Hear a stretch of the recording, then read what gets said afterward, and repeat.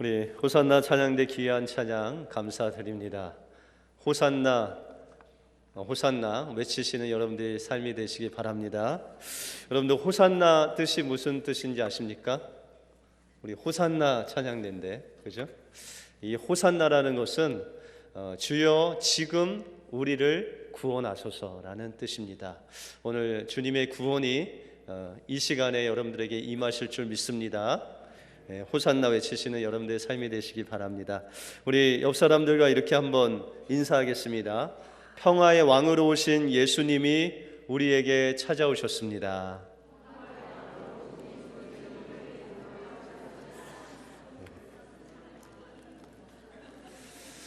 평화의 왕으로 오신 주님을 여러분들 마음속에 맞이하시는 우리 은혜교회 모든 성도님들 되시기를 주님의 이름으로 축원드립니다. 예전에 유행했던 사오정 시리즈를 여러분들 아세요? 조금 오래됐는데 제가 하나를 소개시켜 드리려고 합니다. 목사님이 왜 종료주일에 사오정 얘기를 하시나 하는데, 이 손오공과 사오정이 면접을 하는데 이 손오공이 사오정을 생각하니까 그 귀가 좀 어둡잖아요. 그래서 많이 근심이 됐습니다. 그래서 이 손오공이 사오정한테 이야기하기를, 사오정아, 내가 먼저 면접을 보고 나오면 답을 너에게 알려줄 테니까 너는 그 답을 가지고 가서 면접을 해라 라고 그렇게 이야기를 했습니다. 그래서 손오공이 딱 들어가니까 면접관이 묻습니다. 당신이 좋아하는 축구선수 이름은 누구입니까? 라고 묻습니다. 그랬더니 이 손오공이 이야기하기를, 옛날에는 차범근이었는데 이제 최용수입니다 라고 그렇게 이야기를 했답니다. 또 두 번째로 면접관이 물었습니다. 산업혁명은 언제 일어났습니까? 그랬더니 이 손오공이 자신 있게 18세기 말입니다. 이제 마지막으로 감독관이 묻습니다. 당신은 UFO를 믿습니까? 이렇게 물었더니 과학적으로는 증명되진 않았지만 그렇다고 봅니다 라고 그렇게 이야기를 했습니다. 그래서 손오공이 이제 면접을 잘 보고 와서 사오정한테 이야기를 했습니다. 이 답이 여기 있으니까 이걸 가지고 잘 면접을 봐라 라고 했습니다. 그래서 이제 사오정이 이제 면접실에 딱 들어가서 면접관이 질문을 첫 번째 했습니다. 당신의 이름은 무엇입니까? 예전에는 차범근이었는데 지금은 최용수입니다. 그렇게 이야기했습니다. 그러면 당신은 언제 태어났습니까? 그랬더니 사오정이 18세기 말에 태어났습니다.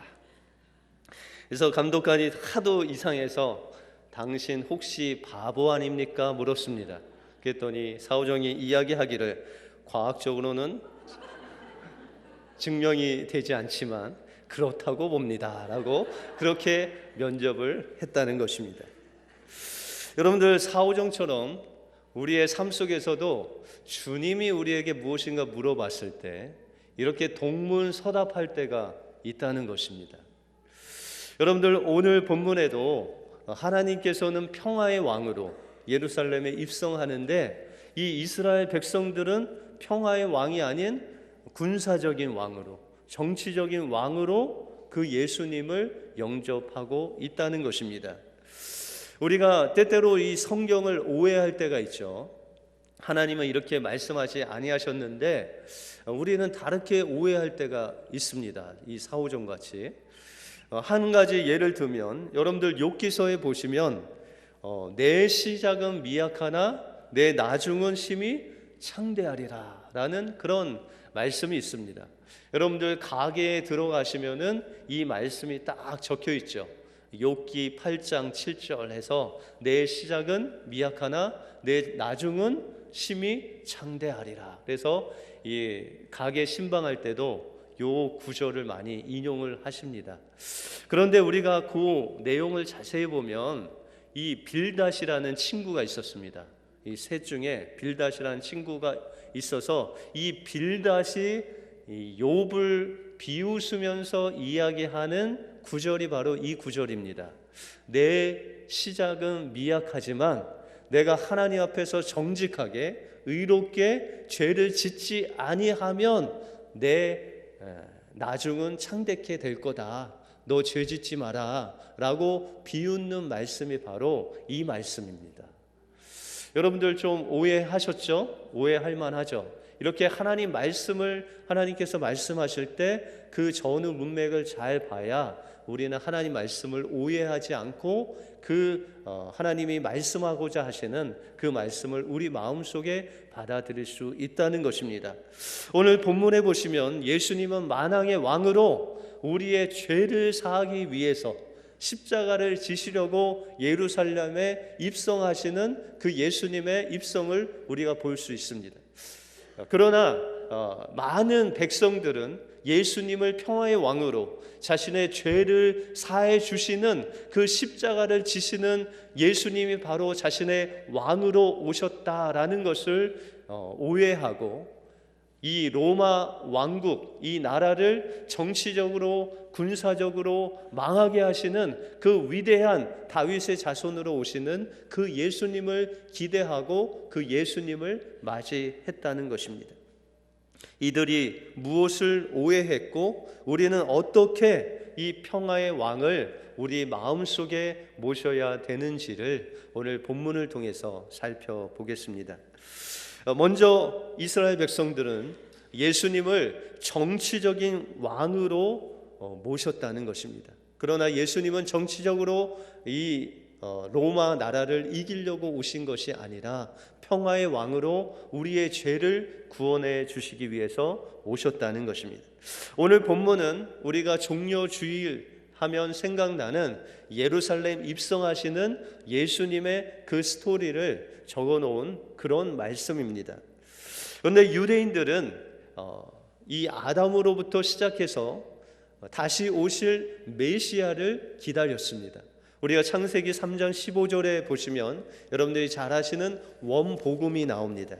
여인의 후손이 오시면 그 뱀의 머리를 상하게 하셔서 원수의 죄와 사망 권세를 깨뜨리시고 우리를 죄 가운데서 건져주실 그분이 바로 메시아시고 왕이시고 바로 예수 그리스도라는 것을 이 창세기 3장에 기록하고 있습니다. 예언하고 있습니다.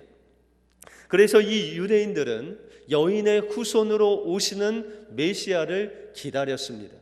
그런데 이들이 그 예수님을 기다렸는데 그 기다림이 변질되어서 이제 그 기다림 속에는 예수님이 메시아로 오시면, 다시 말해서 여인의 후손으로 오시는 그 메시아가 오시면 지금 그들을 지배하고 노략질하고 억누르고 있는 이 로마 나라에서 우리를 해방해 주실 것이다 라는 잘못된 메시아관을 가지고 있다는 것입니다. 그래서 오늘 38절에 보시면 가로되 찬송하리로다 주의 이름으로 오시는 왕이여 하늘에는 평화요 가장 높은 곳에서는 영광이로다 라고 고백하고 있습니다. 그런데 이 동일한 말씀을 마가복음에는 이렇게 기록하고 있습니다. 찬송하리로다 우리 조상 다윗의 나라여 가장 높은 곳에서 호산나 하더라 라고 기록하고 있습니다. 여러분들, 다윗의 나라가 이 땅에 임하시기를 찬송하는 그들의 찬송은 하나님께서 원하시는 찬송입니다. 그런데 이 다윗의 나라는 그들이 생각하는 그 다윗의 나라가 아니라 죄로 인해서 죽을 수밖에 없는 가난하고 헐벗고 어둠 가운데 있는 그 가난한 사람들을 죄에서 구원하시는 그 하나님의 나라를 다윗의 나라라고 말씀하고 있는 것입니다. 그러나 이 당시의 백성들은 이 다윗의 나라가 로마 나라를 망하게 하는 군사적인 나라로 오해했다는 것입니다. 그런데 예수님을 잘 모르는 백성들은 오해했다고 쳐도 예수님을 3년 반 동안 따라다녔던 제자들도 예수님을 통해서 오는 그 나라를 오해했다는 것입니다. 예수님이 겟세마네 동산에서 밤새 하나님의 뜻을 기도하십니다. 그 십자가의 잔을 하나님 원하시면 내게서 지나가게 하소서라고 기도합니다. 근데 하나님의 뜻은 그 십자가의 잔을 먹는 것이 주님의 뜻이었습니다. 그래서 이제 날이 새고 새벽이 되어서 대제사장들과 로마 군병들이 예수님을 잡으러 왔습니다. 그런데 제자 중에 하나인 이 베드로가 예수님을 잡으러 온 대제사장의 그 하인 중에 한 명인 말고의 귀를, 검을 꺼내서 귀를 자르게 됩니다.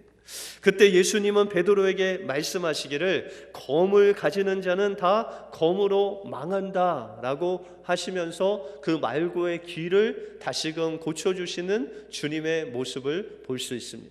그러면서 예수님이 그들에게 말씀하시기를 내가 12영이나 더 되는, 다시 말해서 12영이 되는 그 군단을 한 7만 명이 넘는 그 천군 천사를 불러서 이들을 다 멸할 수도 있지만 그러나 그것은 하나님의 뜻을 이룰 수 없다. 내가 그들에게 잡혀가서 십자가를 지는 것이 바로 하나님의 뜻이다 라고 말씀하십니다.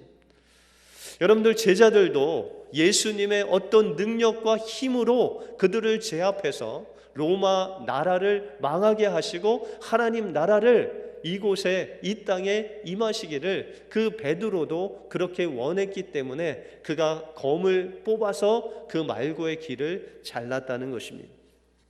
예수님께서 오병이어를 가지고 남자만 5천 명을 먹이실 때 사람들이 정말 놀라했습니다.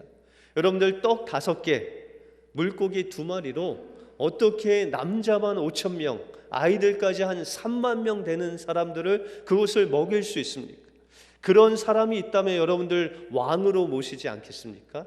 이 사람들도 예수님께서 그 몇 개 안 되는 음식을 가지고 엄청난 사람들을 먹이는 것을 보고 그들은 예수님을 경제적인 왕으로 삼기를 원했습니다. 임금으로 모시기를 원했습니다. 그러나 예수님은 이 땅에 오실 때 우리의 경제적인 필요만, 또한 정치적으로나 군사적인 메시아로 오신 것이 아니라 어둠 가운데 죄로 인해서 죽을 수밖에 없는 연약한 우리들을 구원하시기 위해서, 그 죄 가운데서 구원하시기 위해서 우리를 건져 주셨다고 말씀하고 있습니다. 여러분들, 마가복음에 보시면 오늘 동일한 말씀이 나오는데 그 말씀 전에 여리고에 예수님께서 가셨을 때 눈먼 소경인 바디메오를 만나는 장면이 나옵니다. 이 바디메오는 나면서부터 앞을 보지 못하는 그런 사람이었습니다. 그런데 예수님께서 바디메오에게 이렇게 물으십니다. 너를 무엇하여 주기를 원하느냐라고 묻습니다. 그때 이 바디메오는, 우리가 만약에 소경이고 눈이 보이지 않으면 주님, 제가 눈을 뜨기를 원합니다 라고 이야기해야 되는데, 이 소경 바디메오는 주님, 제가 보기를 원합니다. 주님, 보기를 원합니다. 내 눈을 뜨는 것도 중요하지만 내가 정말 주님을 보기를 원합니다 라고 믿음으로 이야기를 합니다. 그때 주님께서 그 바디메오에게 말씀하신 것이 바로 내 믿음이 너를 구원하였다라고 그렇게 말씀하십니다. 그때 바디메오의 그 눈이 떠지고 주님을 보게 되고 그 이후로부터 예수님을 쫓아가는 바디메오의 모습을 볼 수 있다는 것입니다.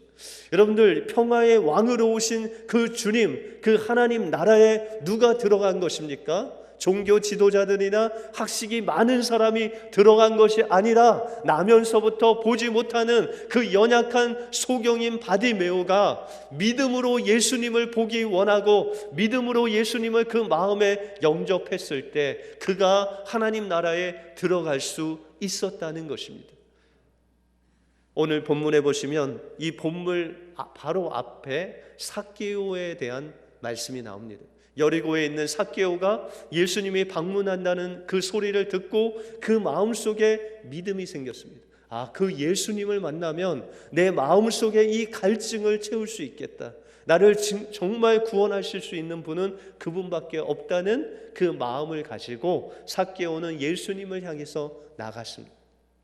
그때 예수님께서 이 삭개오를 보시고 말씀하시기를 그 나무에서 내려오라, 내가 내 집에 유하여야 되겠다라고 그렇게 말씀하고 있습니다. 여러분들, 삭개오가 누구신지 압니까? 그의 직업이 세리장입니다. 그 당시에 거지들도 세리가 던져주는 동전은 받지 않았답니다. 이만큼 이 세리와 세리장은 이스라엘 백성들과 나라를 좀먹는 그런 매국노의 한 부류가 바로 세리장이었던 삭개오였다는 것입니다. 여러분들, 사람들이 이 삭개오의 집에 들어가는 예수님을 얼마나 비난했겠습니까? 그럼에도 불구하고 예수님께서 이 누가복음 19장에 보시면 삭개오 집에 들어가서 이 삭개오는 예수님께 말씀하기를, 예수님, 제가 도적질한 것이 있으면 4배로 갚겠습니다. 예수님, 제가 저의 재산 절반을 띄어서 가난한 사람들에게 주겠습니다. 여러분들, 삭개오가 예수님께 고백한 것이 어떤 고백입니까? 바로 나의 삶의 전부가 돈인 줄 알았는데 이제 나의 삶의 전부는 예수님이십니다. 내가 예수님 한 분으로만 만족할 수 있습니다. 고백하면서 자신의 모든 재산을 가난한 자들에게, 내가 범죄했던 그 죄악을 갚는 데 쓴다는 그 삭개오의 고백이 예수님께 있을 때 예수님은 그에게 말씀하시기를, 오늘 구원이 이 집에 이르렀으니 이 사람도 아브라함의 자손이라고 말씀하고 있다는 것입니다. 여러분들, 누가 천국에 들어갔습니까? 종교 지도자들이 들어갔습니까? 많은 백성들이 들어갔습니까?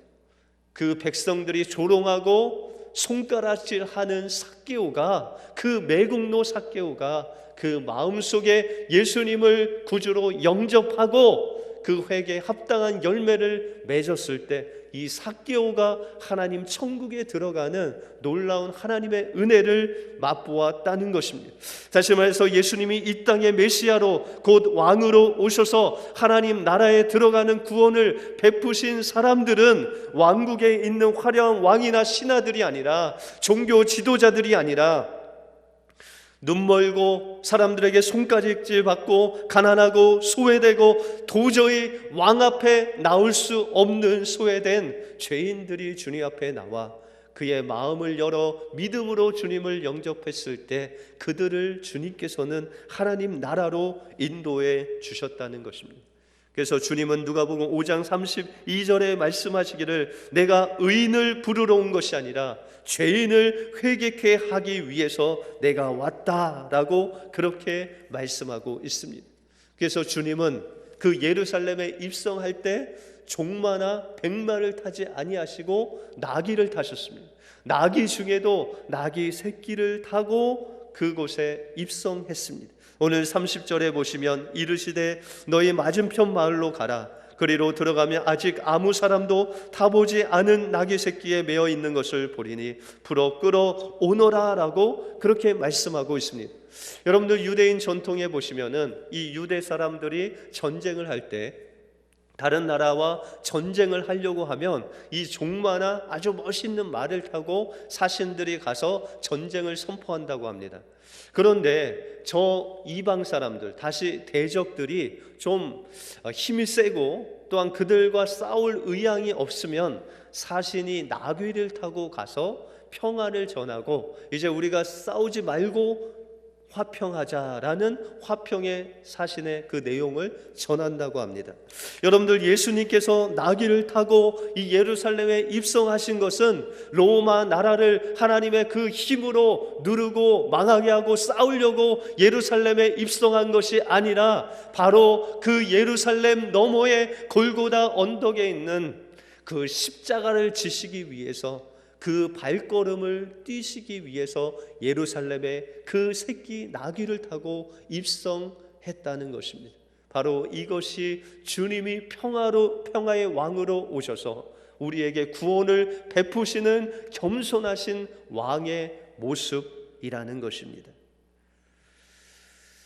평화의 왕으로 이 땅에 오신 주님께서는 그 십자가를 통해서 우리 모든 인류를 주님과의 그 깨어진 관계를 회복해 하실 뿐만 아니라 우리를 그 십자가의 보혈을 통해서 하나님의 자녀로, 하나님의 제자들로, 하나님의 왕 같은 제사장으로 만들게 하기 위해서 주님은 그 순환의 길을, 그 나귀를 타고 시작하셨다는 것입니다.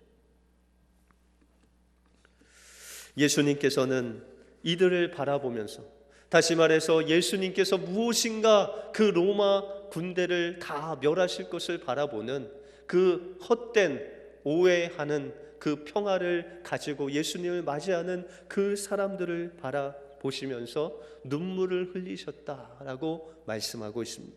오늘 41절 이하에 보시면 가까이 오사 성을 보시며 우시며 가라사대 너도 오늘날 평화에 관한 일을 알았더라면 좋을 뻔하였거니와 지금 내 눈에 숨기웠도다라고 말씀하고 있습니다. 여러분들, 예수님께서 정말 하나님과 우리 사이에 있는 그 죄로 막힌 담을 허물기 위해서, 그 평화를 주시기 위해서, 하나님과의 화평을 위해서, 이웃과 이웃 간에 깨어진 죄로 인해서 깨어진 그 평화를 위해서 주님이 십자가를 지셨는데, 그것을 알지 못하고 인간의 생각으로 예수 그리스도를 바라보는 그 사람들을 바라보면서 너희가 평화에 관한 그 소식을, 이 예수님께서 평화를 위해서, 하나님과의 그 죄를 사하기 위해서 온 것을 너희가 알았다면 좋을 것인데 너희 마음속에 숨기었다라고 하시면서 눈물을 흘리면서 그 예루살렘 그 백성들을 바라보시고 있다는 것입니다. 예수님께서 말씀하신 이 예루살렘의 멸망은 주 70년에 로마 장군인 이 티투스 장군이 이끄는 9만 명의 로마 병정들이 와서 이 예루살렘을 포위했습니다. 거의 6개월 동안 포위했기 때문에 그 안에 있는 사람들은 식량이 떨어지고 먹을 것이 없어서 굶어 죽는 사람만 110만 명이 됐다고 합니다. 그 중에서는 먹을 것이 없어 그 어미가 자기 아이를 서로 나누어 먹는 이 불행한 드라마가 이 예루살렘에서 있었다고 합니다. 그 예수님께서 그 나중에 있을 그 미래의 모습을 보면서 너희가 원하는 것은, 너희가 원하는 평화는 바로 이 예루살렘이 무너지는 것을 통해서 그 평화가 깨질 수밖에 없다라고 말씀하시면서 너희가 진정으로 하나님께서 너희에게 원하시는 평화를, 그것이 무엇인가를 알았다면 좋을 뻔했다라고 하시면서 그들을 향해서 눈물 흘리시는 예수님의 모습을 볼 수 있다는 것입니다. 주님은 지금도 이와 같은 이들을 보시고 그들의 행동을 보시고 주님을 보지만 주님이 정말 나의 구세주로 받아들이지 않고 그 주위에서 관망하는 그 사람들을 향해서 지금도 주님은 우시고 계시다는 것입니다. 그리고 주님은 그들을 위해서 예루살렘 입성을 통해서 그 예루살렘 뒤에 있는 그 갈보리 언덕을 걸어가심으로 인해서 그 고난의 길을 통해서 우리를 구원하시는 평화의 왕으로 이 땅에 오시고 있다는 것입니다. 그러므로 우리는 이 죄인들을 위해서, 우리를 위해서 그 죄의 담을 허물으시고 화평의 왕으로 오신 그 예수님을 우리의 마음속에 받아들여야 됩니다. 바디메오는 비록 눈에 주님이 보이지 않았지만 믿음으로 주님을 영접함으로 그는 구원의 반열에 이르렀고, 삭개오는 비록 사람들이 그렇게 매국노라고 외쳤지만 그는 마음을 다해서 주님 앞에 회개의 열매를 맺을 때 그는 주님을 마음속에 영접하여 하나님 나라에 들어간 것 같이 우리의 삶 속에서도 우리에게 구원을 주시는 그 주님 앞에 감사한 마음으로 주님을 온전히 영접할 때 그 구원의 하나님이, 바로 그 평화의 하나님이 여러분들의 하나님으로 여러분들 마음속에 임하실 것입니다. 오늘 만왕의 왕으로, 이 땅의 평화의 왕으로, 그리고 나의 왕으로 오신 그 주님을 생각하는 이 종려 주일에 주님께서 고난주간에 가신 그 십자가의 길을 기억하시고 그 평화의 주님을 여러분들의 왕으로 영접하시는 우리 모든 은혜교회 성도님들 되시길 주님의 이름으로 축원드립니다. 기도하겠습니다. 하나님 감사합니다. 죄악으로 죽었던 우리들을 살려주시기 위해서 그 예루살렘의 길을 정말 나귀 새끼를 타고 겸손한 마음으로 가셨던 그 평화의 주님이 바로 우리의 왕이심을 고백합니다.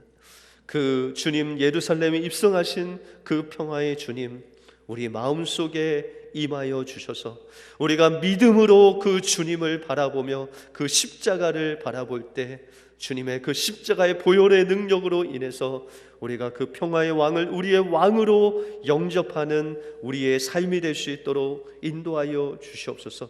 그래야 예수님 생각할 때, 그 십자가를 생각할 때마다 하나님 앞에 감사하게 하시고, 하나님의 은혜에 하나님 우리의 몸과 마음을 바쳐 하나님 주님 믿음으로 주님 앞에 나감으로 인해서 주님이 주시는 그 평화, 주님이 주시는 그 생명을 받아 누릴 수 있는 우리의 삶이 될 수 있도록 인도하여 주시옵소서.